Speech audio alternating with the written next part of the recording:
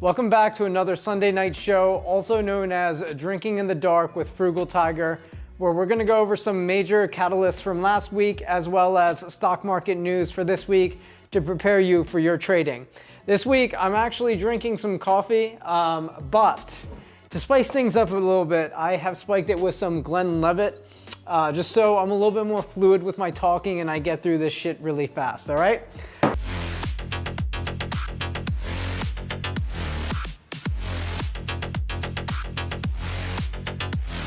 Right off the bat, I just kind of want to go over the big earnings from this week. The most important piece of news is Tesla. I remember talking about the Tesla trade a few weeks back, saying that it was just a steady grind up, and a steady grind up indeed. It's back at $843 a share, a very critical trade right now as we get into earnings. Normally I do earnings in a systematic order, as you guys have seen through the show, but I want to take some extra time to talk about Tesla as it is the trade of the week, probably the trade of the month. So with Tesla back at $843 a share, having a resistance around 880, as well as, having its 52-week high around 900. It's got some resistance points to try to break through. Having said that, you guys remember me talking about Alcoa last week with the double top at $52 a share. It busted right past that to 56, and we could see that with earnings this week alone on Tesla. Tesla moves on earnings, you guys. A lot of the grind up that you've seen is just speculation before earnings as traders readjust their positions, potentially buying in to what could be an explosive earnings with Tesla. So I would really keep track of Tesla. I wouldn't really pay attention too much to resistance right now because earnings could move this stock either way. Michael Burry has had short positions on Tesla for some time. Before I go into the fundamentals, I want to talk about his trade. I think he started shorting it around 700 and change. As the trade started going into his favor, he started buying more puts. It's very common for people to start adding size. I do the same thing as the trade goes your way. Problem is, it has gone way above that price right now. We have yet to see what he's done with his trade. Michael Burry is a very smart guy, but smart people don't make the correct trades all the time in the market, and the market always surprises people, catches them off guard. Anyway, let's go over some quick fundamentals, as you would call it with Tesla. So what I think are the negatives of Tesla? It's a very expensive car. A lot of the cars are expensive. Also, it's not as environment friendly as you would expect. The car, does it run on electricity? Yes. But most electricity in the US is not really produced by sun or solar. We're trying to get that way, but it's not anywhere near that yet. It's still by burning fossil fuels like coal and things like that. So in a lot of ways, you're not really any more energy efficient by burning coal first to fuel your electricity, along with the battery itself. Disposing that is very environment insensitive. It's not good for the environment. The disposal of that battery can actually be more disadvantageous towards the environment than actually burning fossil fuels like oil and things like that. Man, the coffee with Glenlivet's freaking amazing. You guys should try it, actually. Anyway, I'm not sure if this will change the mind of consumers as they start to realize this, but without a further push into solar energy, Tesla on its own does not really do anything for the environment. The other thing I mentioned earlier, it is an expensive car. Now, a lot of you will be like, hey, the Model X is $33,000 base, but by the time you add all the features and stuff that you want, you're really looking at a $50,000 car. I think there's a lot of other low-cost competitors to Tesla, not necessarily in the EV sector, but cars in general. To me, it's still a dime a dozen. I always look for the best deal when buying cars. I don't look for fake climate sensitive vehicles like Tesla is right now. And no matter what people say, at the end of the day, it's not really that climate friendly of a vehicle. So the other things that I want to talk about beyond that is the valuation of Tesla is heavily based on the celebrity status of Elon Musk. Elon Musk is a celebrity. Let's be real here. He is a celebrity entrepreneur, and a lot of the valuation baked into Tesla is based on his celebrity status. God forbid anything happened to him, but if something did, there's never been as much valuation tied to a particular person in history the way a valuation is tied to the celebrity status of Elon Musk. So just be cognizant that is a risk associated with Tesla stock. Now let's go over just valuation point of view. Now there's a lot of other competitors for Tesla. And I know you guys are like, okay, Ford is not a competitor, GM's not a competitor, Nissan's a competitor, not a competitor, NIO's not a competitor, Tesla is the best vehicle. Try not to be so biased, you guys, because a lot of these companies are coming up with their own EVs. Yeah, it might take some time for people to like it as much as a Tesla, but they're coming up, and they all have capital, they all are publicly traded, they all have access to raising money. So I wouldn't be so dismissive of the fact that there is a lot of competition to Tesla. A lot of other companies are coming out with their own EVs. We have new EV stocks popping up all the time, NIO, XPeng, Li Auto. I mean, just a whole bunch of stuff always constantly coming out in the space. So yeah, Tesla does have a huge first mover advantage. It has a huge valuation. And let's be real here, it is the Apple of the car industry, meaning people just love the product. They will buy it no matter how ridiculous the value is for what they're paying. I'm not just talking about the stock, I'm talking about the vehicles directly. People will overpay for the product the same way that people will overpay for a $6,000 MacBook Pro. Just be cognizant, there are competitors.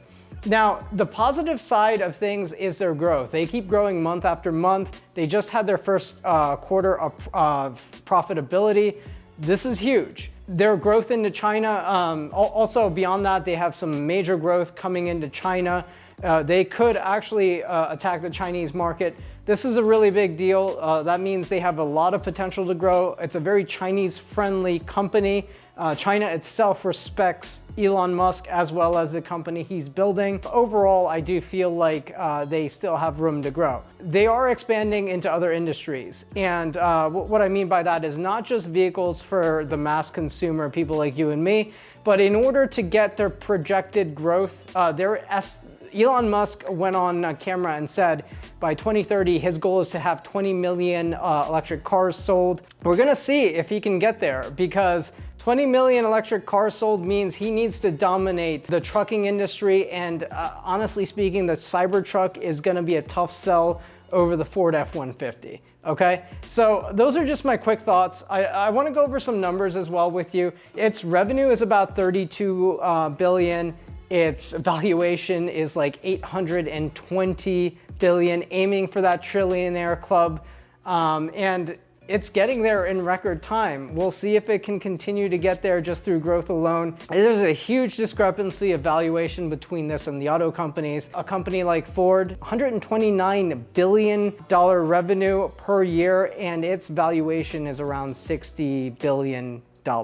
What people say about Tesla, they compare it to tech companies.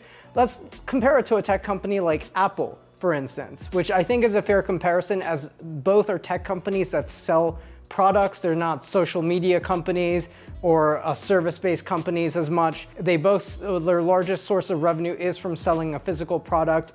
Apple has a $2.3 trillion valuation with 240 or 270 billion in revenue. Their valuation is 10 times their revenue. Let's just ballpark say it. It's probably like 8 or 9 times their revenue.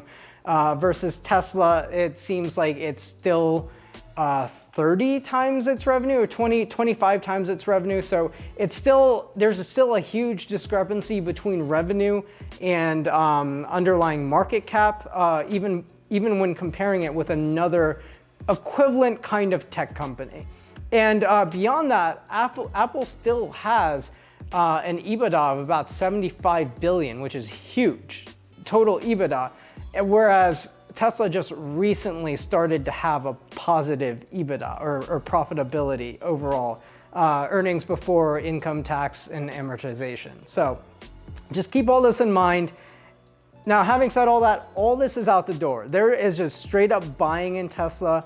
just be cognizant about Tesla. I think a good earnings could cause it to just continue its massive run higher.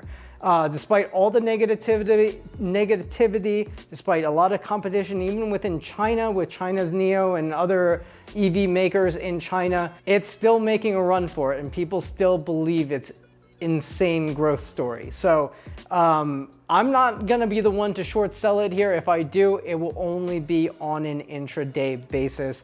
I'm not taking the Michael Burry trade. Let's go into our normal video this week. I am gonna run through these quick. I don't wanna do a 30-minute video. The S&P is actually on its way to 4,500. So it broke past its resistance around 4405, and it just made a run last week. We're gonna see if it can continue. It's got resistance at 4,500, 4,530. Plug Power broke out last week, so really pay attention to that. Plug Power went to 34. I cut half of my exposure, dropped down to 31. I bought half of my exposure back. It had a pretty strong breakout, you guys. Now, I've seen it dump on me here before, but we'll see how it performs. Pay attention to Plug. Space took a huge dump, you guys. Went from 24 down to $20 a share last week. I think it could go either way. It bounced pretty hard last time it hit around 16. We're gonna see if it can bounce from 20 back to 24. But Space has had a lot of negative action. This is another stock you wanna be trading almost daily or watching daily. So keep those in mind. Plug in Space from the usual tickers to watch. From last week, I wanna mention we had a double top in Alcoa. I said that was negative, but I also mentioned just the same way, earnings is so important to Tesla stock this week. Earnings could easily breach Alcoa out of its double top, and that's what it did. Pay attention to it. Alcoa at $56 a share. All the banking stocks are moving. That's what essentially lifted up the S&P. Bank of America, it may have been higher before, but as of recent tape, 2-3 years, all-time highs. Watch Bank of America, JP Morgan. These names are moving. Goldman Sachs is holding above $400 a share. Pay attention to the banking sector. We could continue to see a run as long as the overall market stays positive. Okay, now let's get into the meat of this week. There's a huge list of earnings. I'm gonna skip a lot of earnings, you guys. I'm not gonna talk about AT&T. Why would anyone care about AT&T? Why would anyone care about Verizon? There's a huge list of earnings that are name brand stocks, but really are not great earnings trades. We're gonna skip all that. On Tuesday, so Monday, skip everything, maybe even try to trade the Tuesday names on Monday as major traders reposition themselves. Tuesday, we have United Airlines and Johnson & Johnson. Potentially watch Johnson & Johnson for vaccine-related news and vaccine-related income. It could have the same run that Moderna had, mRNA. Let's go into the main trade for Tuesday, which is Netflix. Probably the second most important trade of the week. Stock basically at, relatively speaking, at an all-time high, $270 billion market cap. Just the tape alone has been very strong. It's been a steady grind higher. There's tons of hedge funds still shorting the name, so we could potentially see a squeeze here. I'm not saying it's overshorted or anything like that. Overall, there's a lot of people that don't understand the revenue or the growth model, but at the end of the day, it's a tech company. Watch Netflix. This is a stock that can easily move either direction, 10% based on earnings. It's been having a slow grind higher. Let's see if earnings can finally break it above its level that it's been stuck in this range for a very long time. I mean, despite the slow grind higher as of the last month or two, it's been more or less kind of in this like 400 to 600 range for some time. So let's see what happens here. Wednesday, obviously, Tesla. We're gonna see if we can go to $1 trillion, you guys. We're gonna see if that happens. I don't know. I honestly don't know. I would never short this name overnight because you know, you have to be an idiot to short this name overnight, or you have to have a very heavy bankroll and have a very small portion of capital associated with it. Or if you're gonna short it, use puts, okay? I do not wanna get my face literally punched in by having Tesla short right now. My general thing is I just like to trade this intraday as it can move intraday a lot, okay? So on Wednesday, we have Tesla. Honestly, I feel like I should skip the other names on, I mentioned Las Vegas Sands, LVS, and Abbott, ABT. but honestly, you can skip those. Focus on Tesla. Just focus on Tesla. Just focus on Tesla. All right. On Thursday, we have American Airlines. We have ticker symbol LUV, Whirlpool, so watch that. We have Intel on Thursday, and we have CMG on Thursday. Oh, fuck CMG, man. Fuck CMG.